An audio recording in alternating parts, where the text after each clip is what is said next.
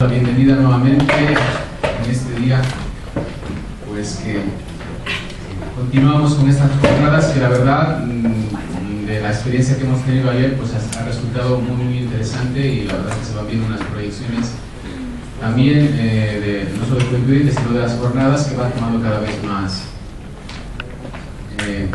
cada vez más esperanzadores, si queremos usar un poco los temas que hemos hablado de ayer, ¿no? Y de que esto pues pueda irse difundiendo y también creciendo y avanzando, ¿no? Que esto es lo que todos decíamos, pues que cada vez más gente pueda compartir esto que en su momento soñó Fernando Rielo, que cuando lo soñó, los que estuvieron más cerca de él se lo creyeron, aunque visto desde ese tiempo podría parecer imposible, ¿no?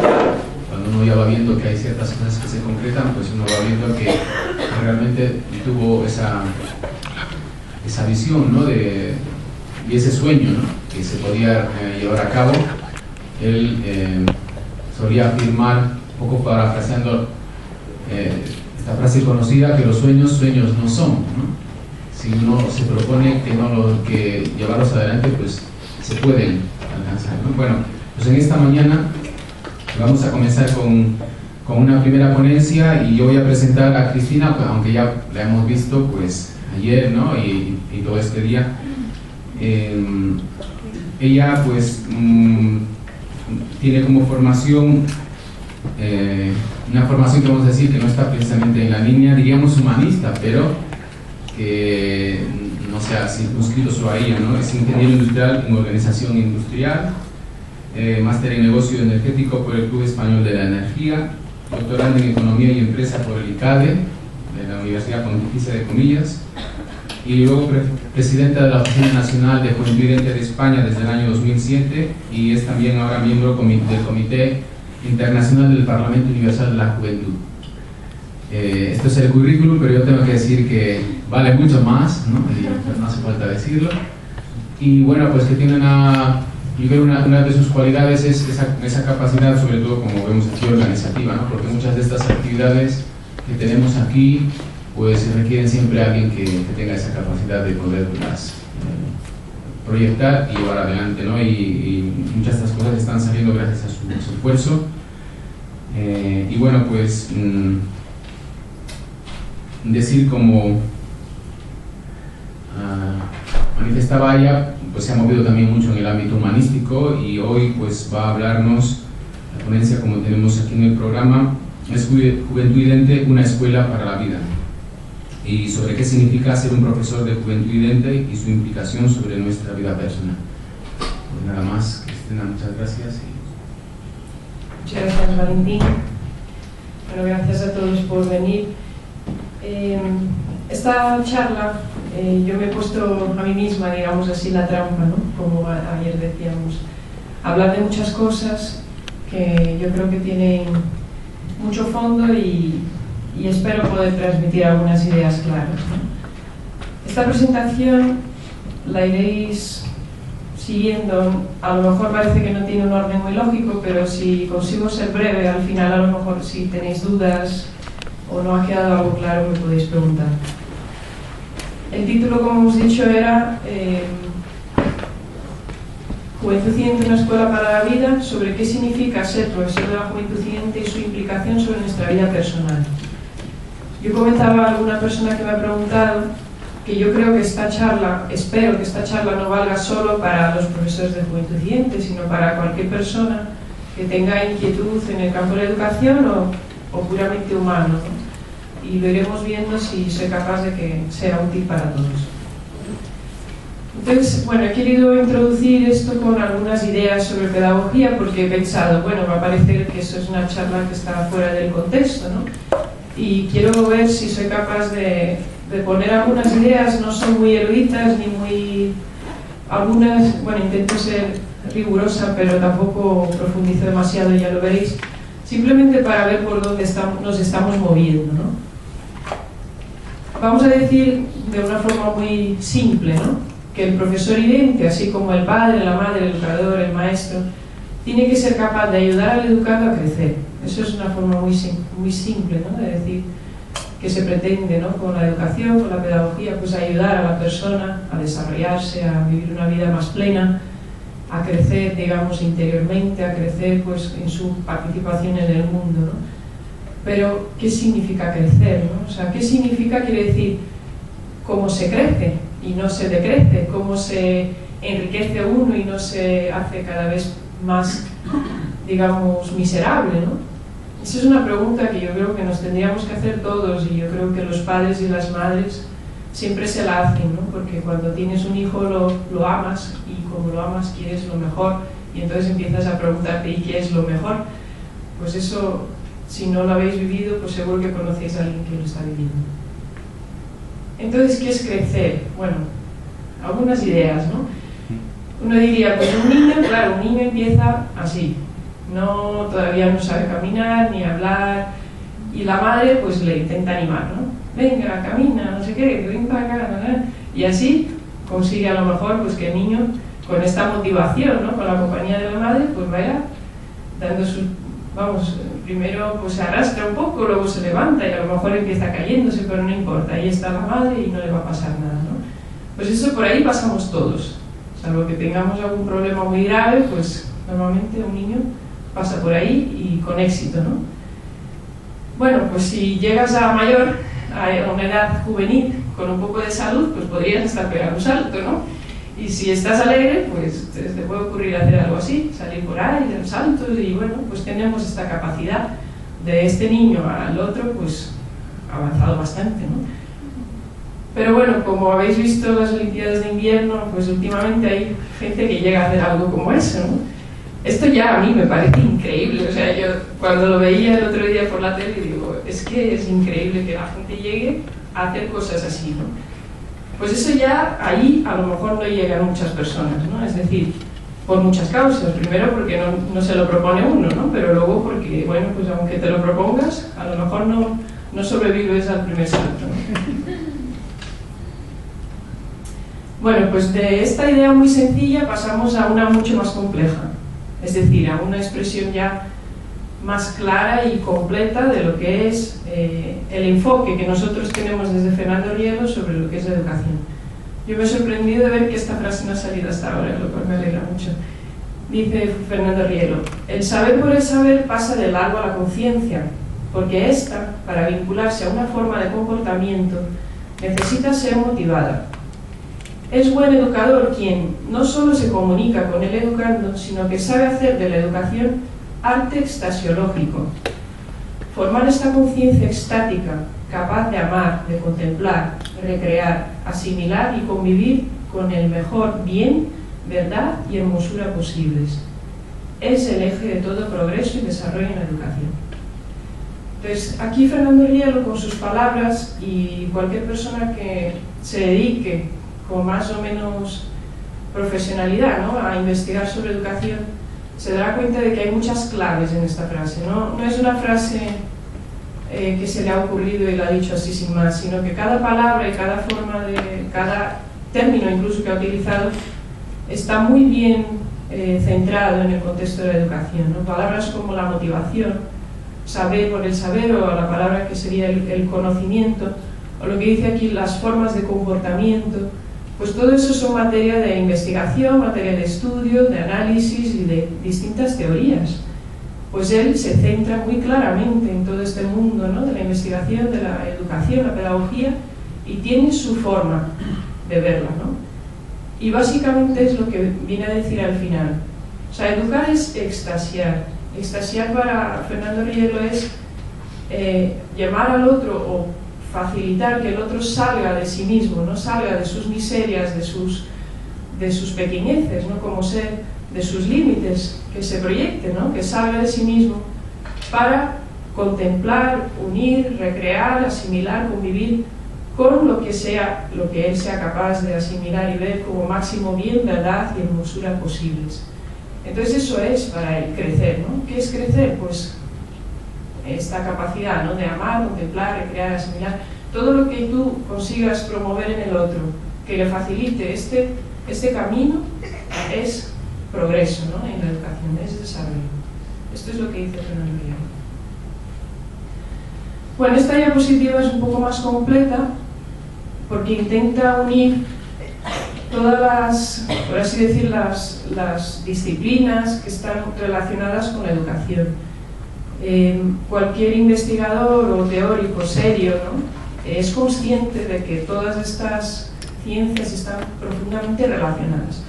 Es decir, cuando hablamos de pedagogía, estamos hablando, entre otras cosas y fundamentalmente, de lo que entendemos por el aprendizaje, ¿no?, este desarrollo personal.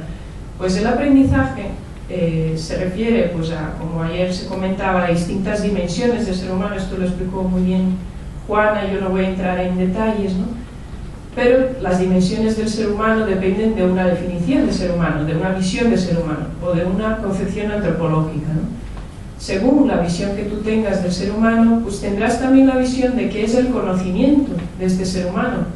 Esta teoría del conocimiento, que puede llamarse gnoseología o epistemología, lo que viene a decir es cómo conoce el ser humano y cómo crece, ¿no?, en este aprendizaje, en este desarrollo de su relación con el mundo y consigo mismo, de alguna forma, ¿no? Entonces el ser humano está en este camino, ¿no?, entre lo que es su origen y lo que es su destino.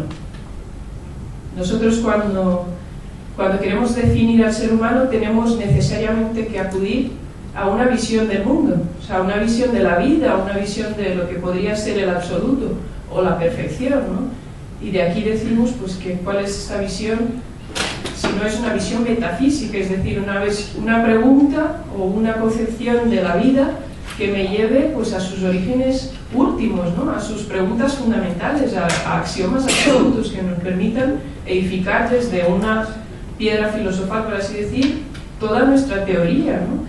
¿Quién es el ser humano? Pues ¿quién me va a decir quién es el ser humano? ¿Quién está por encima del ser humano para decir quién es el ser humano, ¿no? Esta pregunta hay que hacerse. Si yo no la hago, lo que acabo haciendo es limitarme a algún aspecto del ser humano, que es lo que han hecho muchos. Y de hecho, cuando se habla, que antes he citado la palabra comportamiento, ¿no?, la ciencia actualmente lo que está haciendo en gran parte es limitarse a analizar el comportamiento humano y en función de esto generaliza o hace, pues, una serie de hipótesis, digamos así, estadísticas, ¿no?, que incluye, pues, la media. La mayoría de los seres humanos se comporta así, por lo tanto, pues eso es una característica fundamental del ser humano. Pues bueno, nosotros no vamos a creer en el ser humano como el definido por el comportamiento de la mayoría, ni mucho menos, ¿no?, sino esta esencia que está en el ser humano, que es, como hemos comentado, ¿no?, esta presencia del que lo ha creado, ¿no?, y que lo constituye como ser humano. Bueno, pues todo eso no lo pretendía profundizar demasiado, pero sí que sepamos, ¿no?, por dónde nos estamos moviendo. Entonces el ser humano y el joven y el niño caminan, ¿no?, desde este origen hasta su destino. Y cuando quiere crecer hacia algo o hacia alguien o hacia algún camino, pues que él, como ayer se decía mucho, este horizonte, ¿no? Entonces el origen y el destino sí que nos ayudan, ¿no? El origen, pues, es de dónde vengo, ¿no?, quién me ha creado, por qué me ha creado, cuál es quién ha causado el hecho, o sea, cuál es la razón de mi vida, por qué he sido creado, por qué estoy aquí. Este es nuestro origen, ¿no? Y luego nuestro destino, es verdad que depende mucho de mí, pero no solo, también depende de mis capacidades, de quién soy yo, de hasta dónde puedo llegar y fundamentalmente a dónde quiero llegar, ¿no? Bueno, Juventud Siguiente entonces acompaña, ¿no? Acompaña al niño y al joven, y nosotros decimos, nuestro lema es Dios, naturaleza y sociedad. ¿Por qué Dios, naturaleza y sociedad? Bueno, porque Fernando Rielo, con mucha visión, ¿no?, decía, bueno, pues Dios es que os va a hablar, ¿no?, os va a hablar de quiénes sois, os va a hablar de vuestro origen y de vuestro destino. Quienes habéis estado en campamentos de verano, tenemos una promesa campamental que en algún momento dice, yo prometo estar abierto a Dios para que me hable de mi destino, ¿no?, y también escuchar a los que me hablen de él. Pues eso es lo que Juventud Siguiente propone, ¿no?, a todo el joven, que esté abierto, ¿no?, que esté abierto para captar de esta trascendencia, pues, cuál es su origen, cuál es su destino. La naturaleza, pues la naturaleza me pone un marco, ¿no?, o sea, me enseña, pues, a conocerme y a conocer al mundo que me rodea. La naturaleza, pues, tiene muchas propiedades que bueno, otras personas lo podrían explicar mejor, pero lo que quiero apuntar aquí es que es mi condición. O sea, mi condición como ser humano y la condición del mundo que me rodea y con quien me tengo que relacionar, ¿no? Tanto con lo que es la naturaleza biológica como con todos los demás seres con los que yo me relaciono. Y la sociedad me da una oportunidad, ¿no? La oportunidad de vivir en comunión. Por algo vivimos en sociedad. No somos seres aislados ni estamos hechos para estar aislados, ¿no? Es una oportunidad vivir en comunión. Y esto es necesario. O sea, mi relación con la sociedad es necesaria para que yo sea persona desde un punto de vista pleno. Bueno, esta diapositiva lo que pretende es que os queden claras estas 5 ideas. A lo mejor alguna persona pensará que lo hemos repetido mucho en este fin de semana. Yo ayer lo pensaba por la noche, cuando revisaba la presentación, y pensé, si todo lo que hemos repetido se lo llevan, yo estoy contenta, porque de verdad que son 4 cositas, o sea, 4 o 5 cosas que son fundamentales para entender cómo quiere educar o qué pretende Juventud Siguiente con su forma de educación. La primera, que el ser humano es un ser místico. Esta es la definición que ofrece Fernando Rielo, ¿no? ¿Y qué significa místico? Bueno, pues no es una cosa esotérica, misteriosa, que nadie pueda conocer, no, es distinto. O sea, el concepto aquí de mística es un ser abierto, es decir, es un ser que tiene en sí una apertura al infinito, ¿no? Esta apertura del ser humano pues está, digamos, infundida, ¿no? por el místico, no es que no sé qué, porque Juventud Siguiente es así. Entonces, en el fondo todo el mundo sabe qué queremos, ¿no? Pero ¿de dónde lo sacamos? ¿Dónde está la base? Pues está aquí, y es importante que lo sepáis. Bueno, el conocimiento del ser humano es espiritual. Bueno, esto es mucho decir. Yo no soy experta en teoría del conocimiento, pero sí he investigado, he leído algo, ¿no? Y te das cuenta de que esto no lo dice nadie. Esto sería como todo lo que dijo Agustín domingo ayer, ¿no? Que decía, esto está fuera de moda, esto no se puede decir, esto no... Bueno, pues nuestro fundador lo dice, ¿no? El conocimiento del ser humano es espiritual. Es decir, no conocemos por los sentidos, aunque también, por supuesto, ¿no? Que la vista, el tacto, todo eso nos ayuda, ¿no? A conocer, a relacionarnos, a captar la realidad, pero no solo, es mucho más, ¿no?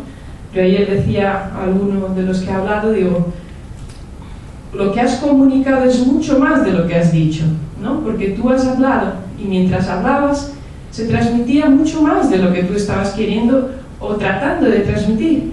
Y esto es porque la comunicación es espiritual y el conocimiento es espiritual. Y esto es fundamental. Es fundamental porque cuando hablamos de aprendizaje estamos hablando del desarrollo de este conocimiento y entonces hay que entender que es mucho más de lo que aprendes intelectualmente, no es más que eso, incluso de los sentimientos que puedas tener. Y la verdadera motivación es el amor. Cuando Fernando Rielo decía, el saber por el saber pasa de largo, ¿no? Porque te enseñan pues manuales, lo que sea, pues todo eso pasa de largo, porque tu conciencia para unirse a una forma de comportamiento tiene que ser motivada, ¿no? Él decía, y ahora él da la clave, ¿y qué es la motivación? Si os ponéis a investigar manuales de psicología, fulanito ha dicho que la motivación es no sé qué, el otro ha dicho que tal. En empresa es terrible, ¿no? Porque empiezan a decir la motivación, que si es el sueldo, que si no, que no es el sueldo, que es el puesto de trabajo, que es que si tienes un despacho más ancho estás más motivado, o sea, cosas de estas, ¿no? Y se dedican a estudiar y investigar estas cosas. Y Fernando Rielo dice, no, la motivación es el amor, o sea, sí, todo eso que quieras, ¿no? Pero es mucho más profundo, ¿no? El ser humano, para ser motivado, tiene que encontrar o recibir este amor y poder vivir este amor en cualquier cosa que haga. Y el éxtasis es la salida de uno mismo para unirse al máximo bien, verdad y hermosura. Bueno, de eso ya hemos hablado. Si esto solo os queda claro, ya con esto ya estamos, vamos, yo por lo menos estaría, pero muy, muy, muy contenta. Pero bueno, voy a poner algunas reflexiones más. La conciencia para vincularse a una determinada forma de comportamiento debe ser motivada. Bueno, el ejemplo de niño, ¿no? Aquí esto es una cosa totalmente personal, o sea, la reflexión que hago.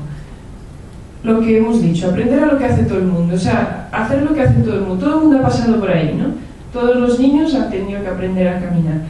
Bueno, pues si yo me limito a aprender a hacer lo que hace todo el mundo, me atrevo a decir que lo que me está guiando la vida es el miedo. Porque hacer lo que hace todo el mundo, pues casi lo voy a hacer solo, o sea, es decir, salvo que me lo proponga muy seriamente, lo voy a aprender sí o sí. Me van a obligar, ¿no? O sea, me van a obligar a ir al colegio, si tengo un poco de condición económica me harán estudiar, aprender a escribir o todas esas cosas. Bueno, pues esto es lo que hace todo el mundo, ¿no? Pero sobre el miedo quería hacer dos apuntes, ¿no? Bueno, del miedo se puede decir muchísimas cosas. Yo sí quiero poner algún ejemplo de mi vida para bueno, no sé, cosas que me han ido viniendo cuando preparaba esto. Por ejemplo, yo pensaba en mis padres, ¿no? Yo he vivido momentos difíciles. Yo creo que todas las personas, o casi, vamos, me imagino que todo ser humano recuerda momentos duros de su existencia, ¿no? Y mis padres eran muy distintos, bueno, siguen siendo muy distintos. Digamos que mi padre es una persona que tiene una fe brutal, que a mí siempre me ha asombrado, y mi madre no es justamente la fe lo que más le caracteriza, no porque no la tenga, sino porque es una persona luchadora. O sea, una persona que ha luchado de una forma que también a mí me sorprende y me edifica mucho, ¿no? Bueno, pues los momentos de mi vida en los que yo he tenido verdadero miedo me han ayudado de formas muy distintas. Yo cuento muchas veces en casa una anécdota porque la recuerdo muchas veces y porque yo creo que me ha marcado mucho, que cuando yo tenía 9 años, e incluso hasta un poco antes, yo hacía deportes de vela, ¿no? Con mis hermanos. Somos 5 hermanos y mis 4 hermanas, o sea, mis 3 hermanas mayores y yo era la cuarta, hacíamos todo juntas, o sea, desde que nací nos meten en un paquete, ¿no? La bañera, las 4, de la bañera, cambiarse, poníamos la misma ropa, o sea, teníamos todo. Cada una tenía un color, pero éramos un pack. Y mi madre, yo creo que así nos ha sacado adelante a las 4. Lo que pasa es que yo era pequeña, o sea, yo tenía, pues eso, 8 o 9 años, y mis hermanas pues ya tenían 12, vamos, ya eran un poquito más adolescentes, ¿no? Y nos llevaba, pues eso, a hacer deportes de vela. Mi madre siempre había hecho deportes de vela y le parecía fundamental para nuestra educación. Bueno, resulta que yo me moría de miedo, porque yo era muy pequeña, era muy delgadita, y entonces tenía que hacer una fuerza brutal para aguantar al barco, porque cada uno iba en su barco, y yo, bueno, ahí desarrollé unos brazos y un abdomen brutal, ¿no? Porque yo iba con todo mi cuerpo ahí escorando y las demás, pues bueno, tenían más capacidades, alguna era hasta más gordita que yo. Bueno, pues mi madre no me permitía decir que no. O sea, yo salía de casa ya casi rezando y miraba el cielo y decía noreste, sur. O sea, según de dónde venía el viento, yo sabía qué potencia iba a tener y sabía pues qué problemas iba a tener. Entonces yo ya salía de casa rezando y decía, mamá, hace mucho viento. Y decía, venga tú, no sé qué, no sé cuántos. Bueno, lo que quiero decir es que mi madre no me permitió tener miedo, ¿no? Yo también como de niña tenía muchas pesadillas nocturnas y me levantaba con pánico, ¿no? Y entonces mi madre no me hacía ni caso, pero no porque no quisiera hacerme caso, sino que ella sabía, porque era mi madre, que no me podía permitir tener miedo. Y esto me ha hecho mucho bien. Me ha hecho mucho bien porque las madres tienen muchas características, pero entre otras tiene visión de madre, ¿no? O sea, sabe que tú puedes. Y entonces te lanza. Y mi madre siempre me ha lanzado. Yo me acuerdo también con los estudios que yo decía a mi madre, yo recuerdo que ella me dijo algo así como, mi madre sacó también siempre notazas en la universidad, número 1 de no sé qué, y me decía, tienes que intentar lo más difícil. Y yo, no me acuerdo qué tema, le dije, mamá, yo creo que no vale la pena. Y me dijo, qué pena. Y yo pensé, es verdad. O sea, pensé, es verdad, porque pensé, bueno, hay un esfuerzo, ¿no?, que hay que hacer, pero qué pena. O sea, ¿cuál es la pena? ¿Qué es lo que estoy realmente haciendo que no pueda valer la pena, ¿no? Es decir, mi madre me lanzaba y sin más, no me daba respuestas, sino que me lanzaba. ¿Por qué? Porque creía que yo lo podía hacer y efectivamente me ha hecho luchar, ¿no? Y me ha forjado el carácter, yo creo, en este esfuerzo, en este sacrificio. Pero mi padre no, mi padre era todo lo contrario, es decir, mi padre era la fe casi absoluta, ¿no? Entonces mi padre lo que hacía era que se sentaba conmigo horas a hablar, horas. Yo recuerdo muchas veces, ¿no?, que yo me acercaba a su habitación y le preguntaba algo. Me decía, papá, ¿por qué? No sé, cualquier cosa. Porque yo qué sé, cosas como, ¿por qué Dios permite eso? ¿Por qué pasa lo otro? ¿Por qué tal? Y nos pegábamos horas hablando. Yo hoy pienso, ¿qué padre hace eso? O sea, yo creo que hay poca gente que haga eso. Y eso es importante para ayudar a las personas a superar los miedos. Es decir, ¿por qué hay tanto niño que lo está pasando muy mal? Porque sus padres no le dedican nada de tiempo, o sea, y ni siquiera intentan darle respuestas. Eso es grave. O sea, cuando nosotros... O sea, hemos hablado muchas cosas. Ayer Agustín se ha centrado en el tema de los medios de comunicación, ¿no?, porque le parecía central para la educación de hoy. Pues yo me he centrado aquí, o sea, me centro en esta palabra, ¿no?, que es el miedo. Porque yo creo que ahí hay muchísimo, ¿no?, que trabajar en el tema de la educación. Si dejamos a las personas, ¿no?, que tengan miedo, se van a limitar a hacer lo que hace todo el mundo. Bueno, el siguiente paso sería atreverse a intentar ser feliz. ¿Pero qué es la felicidad? Yo diría, esta persona que se pega saltos, ¿no? Hay mucha gente por ahí eufórica, aparentemente feliz, alegre, pero yo diría, no es eso todavía, ¿no? O sea, es decir, la gente quiere ser feliz y está claro, o sea, yo también quiero ser feliz, pero la verdad, ahora lo explicaré, no es el centro de mi vida. Entonces, es una especie de egoísmo aceptado, ¿no? O sea, socialmente está aceptado que tu fin casi personal sea ser feliz. Bueno, pues Juventud Ciente no va por ahí. Es más, nuestro fundador decía, el joven idente, o nos decía también a los misioneros, ha sido dispensado, por así decir, está libre de tener que buscar la felicidad. ¿Por qué? Porque ya la tenemos. Pero no es que la tengamos porque tengamos, no sé, lo que sea, sino porque es una consecuencia de nuestra forma de vida, ¿no? Entonces aquí os lanzo, ¿no?, digamos, al triple salto mortal o a este que sale volando con sus esquíes, ¿no? Aprender a ser santo y no buscar mi propia felicidad aunque la acabe encontrando. Este es el, vamos, es como decir, ahí no llega todo el mundo. Es verdad que no llega a todo el mundo, pero yo siempre digo una cosa que suena un poco triste, ¿no? Yo siempre digo que nunca he seguido hasta el final nada de mi vida, porque he empezado a jugar al fútbol, he llegado a ser buena y lo he dejado. He hecho patinaje profesional, he ido hasta Estados Unidos con patrocinios, historias. Cuando empecé a ir bien, lo dejé. Luego cogí el monopatín, me querían patrocinar, pagar un sueldo y yo dije, no, yo no quiero saber nada de eso, lo dejé. Luego empecé en Brasil, en la universidad, la dejé a mitad y vine a España. Luego todo lo que hago, digo, claro, es que todo lo que empiezo lo dejo a mitad. Y entonces un día pensé, eso es una cosa también personal, dije, bueno, pues una cosa no la voy a dejar a mitad, ¿no? Porque para eso he consagrado mi vida, ¿no? Bueno, una cosa no voy a dejar a mitad, que es intentar vivir la santidad, ¿no? Bueno, pues esto es mi elección personal, ¿no? Es decir, he elegido que esto es lo que yo voy a hacer hasta el final. Bueno, pues Juventud Ciente de alguna forma eso es lo que propone. Es decir, harás muchas cosas, pero elige la mejor. Y ahí vuélcate. O sea, es decir, ponte a aprender a dar saltos que parece que sales volando. Propóntelo. O sea, no vamos a proponeros algo menor. Claro, luego cada uno hará lo que pueda, porque esto no es una cuestión de ser el número uno, ¿no?, como decía ayer Carla, la medalla de oro, ¿no?, sino es volcarte de verdad en eso, ¿no? Este que sale ahí dando saltos, pues este se dedica solo a eso. Nosotros pues nos dedicaremos a lo que a nosotros nos parezca que es lo más fundamental.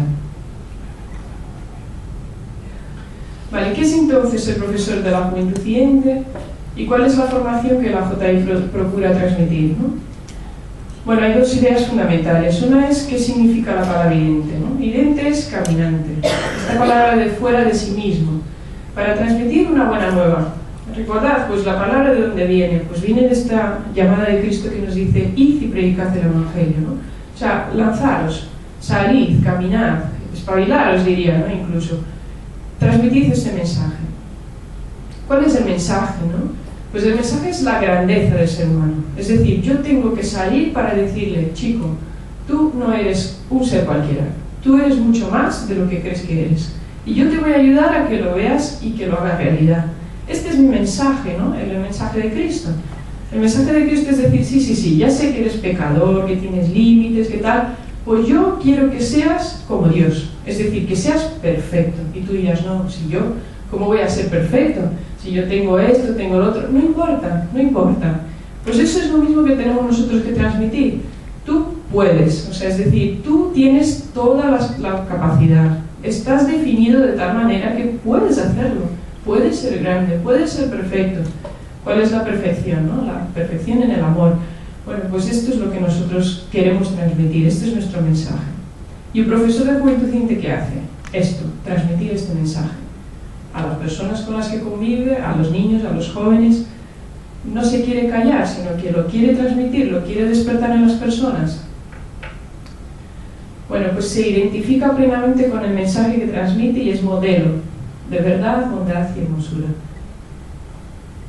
Es decir, transmite un mensaje que él vive, ¿no? Vale.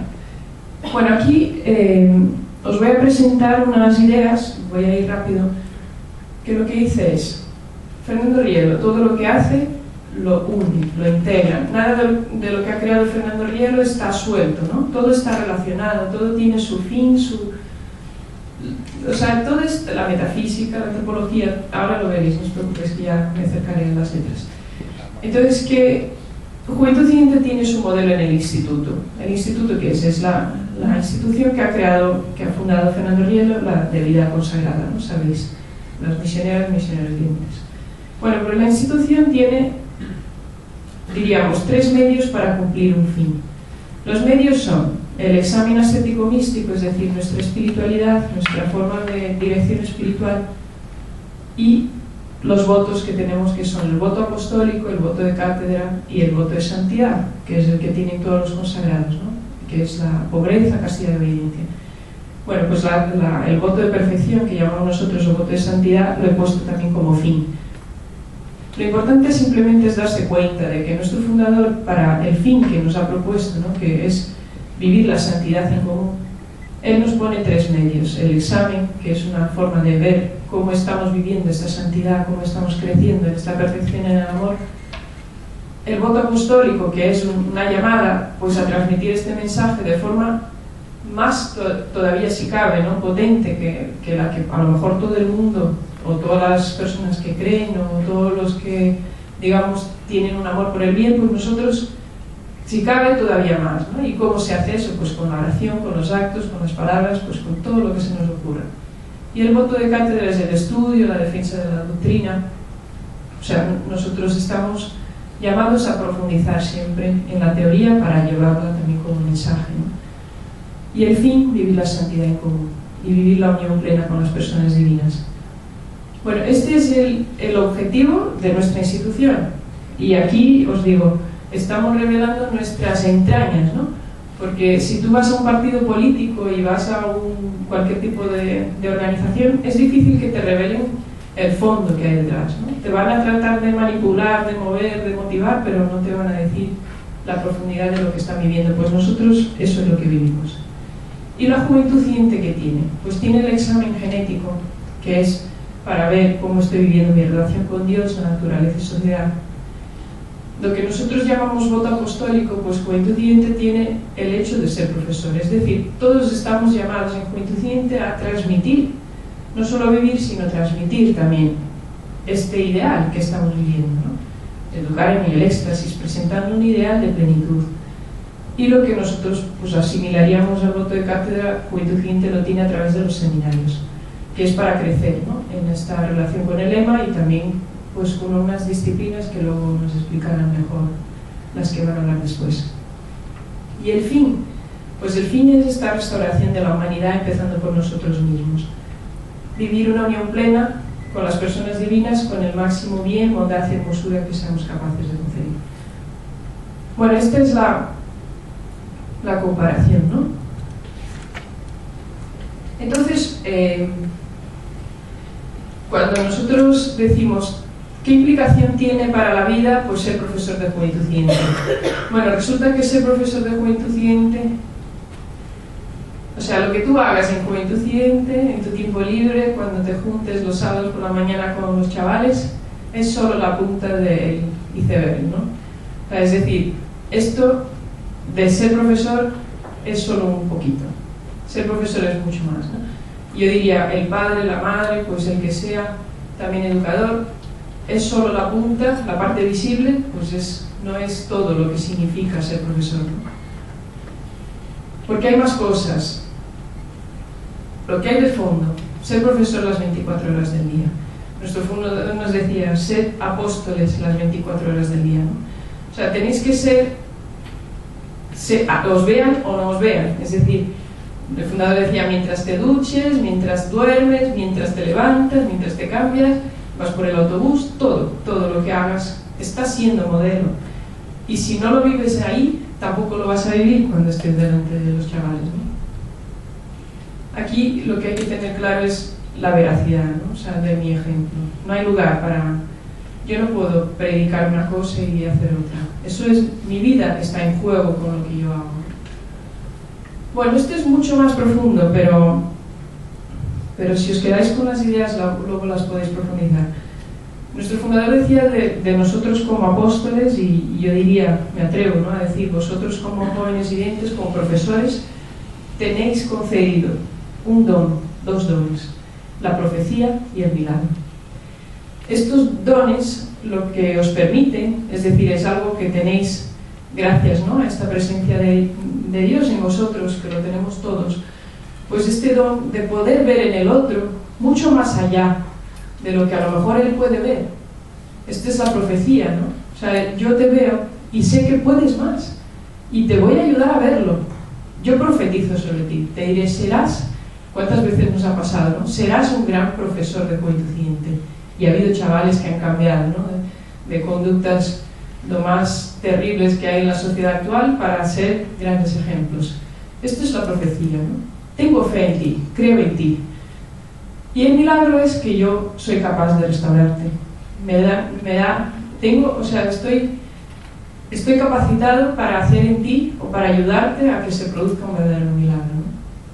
¿Qué es el milagro? Pues es la conversión o la curación, es este cambio, ¿no?, brutal, que la persona es de una forma y pasa a ser de otra. Y la frase clave que yo pongo aquí es hacerme cargo del otro, ¿no? Bueno, aquí conocéis la historia de nuestro fundador cuando en Balsaín cogió a un niño, ¿no?, en la espalda y se puso a caminar cuando hacía mucho sol hasta que se apoyó en un árbol y le dijo Cristo. O sea, él sintió que ya no podía más con el niño, ¿no?, porque hacía mucho sol y el niño se había caído por una insolación. Pues nuestro fundador, que era profesor, digamos, de campamentos de este niño, cuando ya no aguantaba más se apoyó en un árbol, ¿no? Y él sintió pues que Cristo le decía, yo soy tu pastor y tú serás mi zagal. Dice el fundador que ahí nació Juventud Siguiente, ¿no? Bueno, ¿qué signo más claro, ¿no?, que el fundador se hace cargo de este niño? Bueno, en la sociedad actual nosotros no nos queremos hacer cargo, ¿no?, de la miseria del otro. No tengo tiempo, no puedo, tengo otras responsabilidades. O sea, yo veo la miseria del otro y lo que hago es evadirme, escaquearme, escaparme, ¿no? La parábola del buen samaritano es el ejemplo perfecto, dice Cristo. Dice, bueno, sí, pasó un sacerdote, lo vio ahí tirado por la calle, ¿no?, al que estaba, pues que le habían robado, le habían maltratado, le habían pegado, lo vio, dio una vuelta y se marchó. Pasó el jefe de la sinagoga, pues lo vio, dio la vuelta y marchó. Pasó pues todo el mundo y el samaritano, digamos que era el que estaba mal visto en la época, pasó por ahí, lo vio y dijo, pues yo te llevo a la hospedería, te curo las heridas, pago en adelantado para que pases aquí la noche, la siguiente lo que haga falta, ¿no? Se hace cargo de esta persona. Pues Juventud Siguiente lo que nosotros queremos es que seamos personas que nos hacemos cargo del otro, ¿no?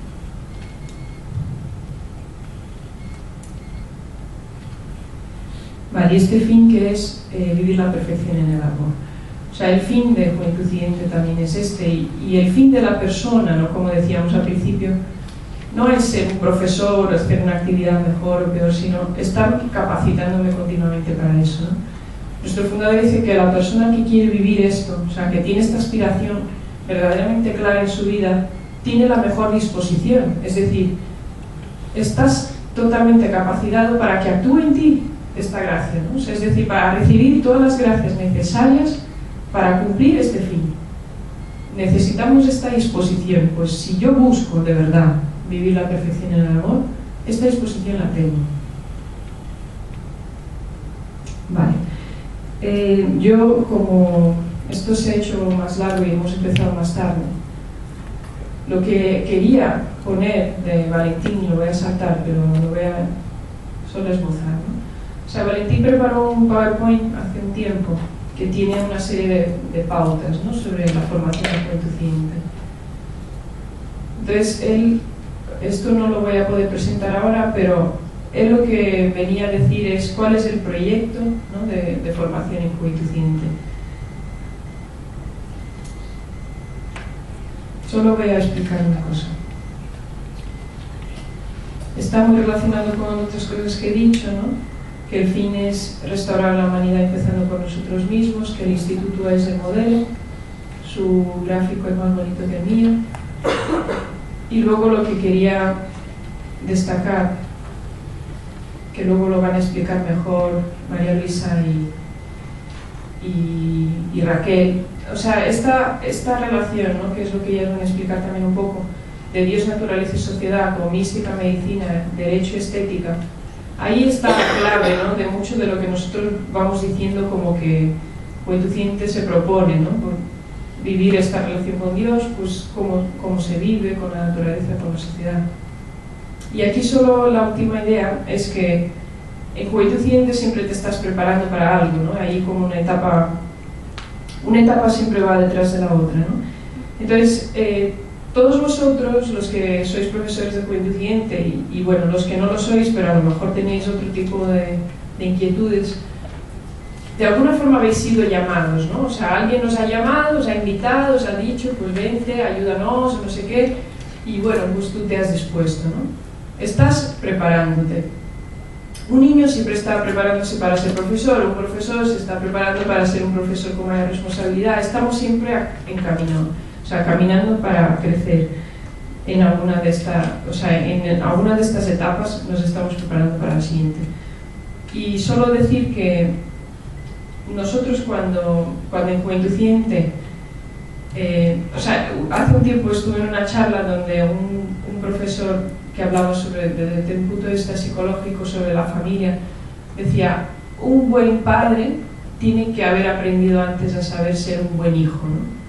Para que tú llegues a ser un buen padre tienes que haber sabido vivir bien como hijo. Y eso me dio mucho que pensar. Y lo último, ¿no?, que quería decir en relación con esto es, si queremos ser profesores de Juventud Incidente, lo primero que tenemos que hacer es ser buenos discípulos, ¿no? O sea, ¿discípulos de quién? Bueno, pues de quienes nos tratan de transmitir algo que ya han vivido, que ya viven, de Cristo, ¿no?, que es nuestro modelo. Y si somos capaces de estar abiertos suficientemente, de estar captando toda esta realidad que nos están transmitiendo, ¿no?, de Dios, naturaleza, sociedad, vamos a ser capaces de ser profesores de Juventud Incidente, ¿no? Entonces, bueno, lamento si he suelto demasiadas ideas y no sé si hay alguna confusión, pero lo dejo aquí. Muchas gracias.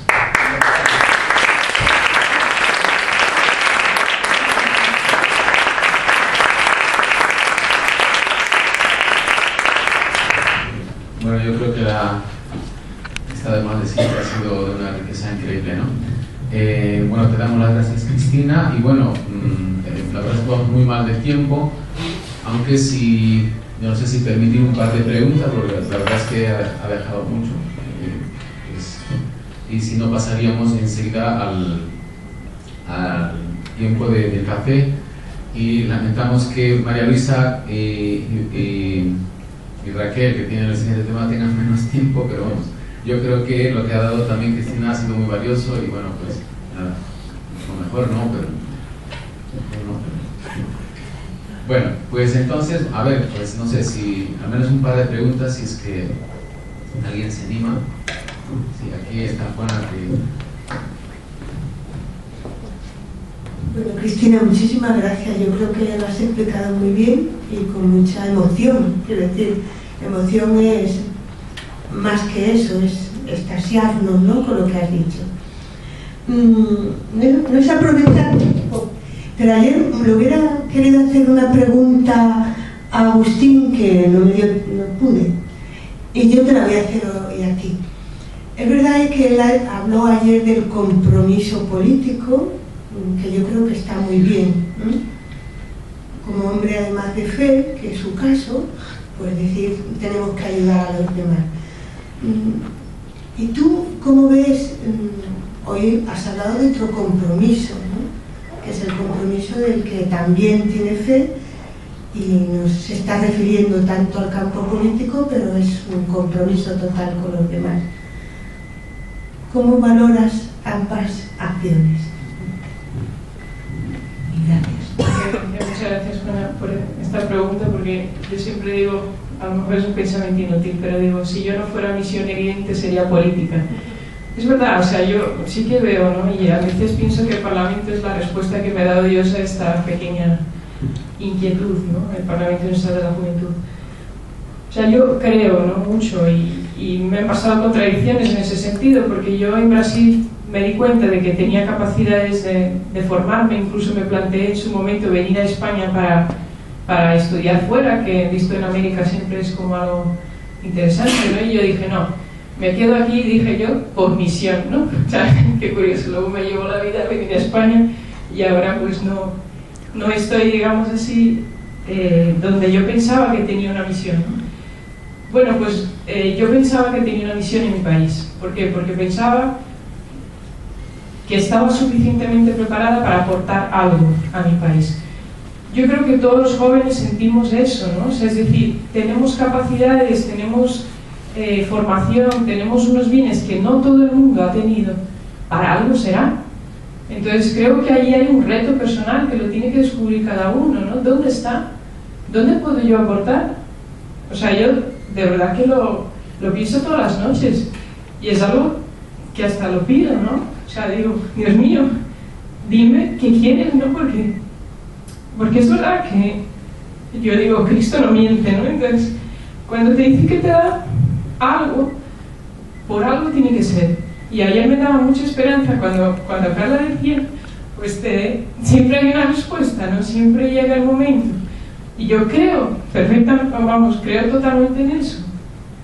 Pero no soy todavía la persona que quisiera ser, ¿no? O sea, todavía no puedo decir que haya cumplido con mi fin o con mi misión, pero ahí estoy. Y yo creo que el compromiso está en aceptar en cada momento lo que Dios te pone, ¿no?, lo que la vida te da, para crecer lo más que puedas, para lo que haga falta. O sea, es decir, para lo que surja, para lo que te pidan, nunca sabes para qué te estás preparando, ¿no? Pero siempre te estás preparando para algo. Y si tú quieres que sea algo grande, será grande, ¿no? Y si es en la política, y si es en la educación, y si es pues en una misión que te concedan, pues ahí tendrás que poner todo lo que puedas, ¿no? El compromiso para mí está con dar lo mejor de uno mismo siempre, o sea, siempre. Y luego pues la vida dirá qué es exactamente lo que los demás necesitan de ti, ¿no? ¿Alguna pregunta más?